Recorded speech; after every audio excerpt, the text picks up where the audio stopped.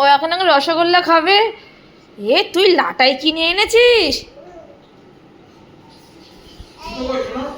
সুতো কই সুতো?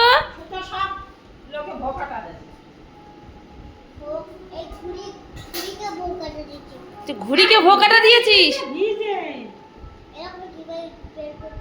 কতটা সুতো ছিল? পুরো ভর্তি? কি করেছিস বাবলাই? ভোকাটা গেছিস? না জামা কাপড় খোল, ভিজে গেছে তো। কেন কল খুলেছিলিস কিসের জন্য? আমি রসগোল্লা আচ্ছা কিনে আনতে বলবো দাদা, ছিল না ঘরে? রসগোল্লা নেই।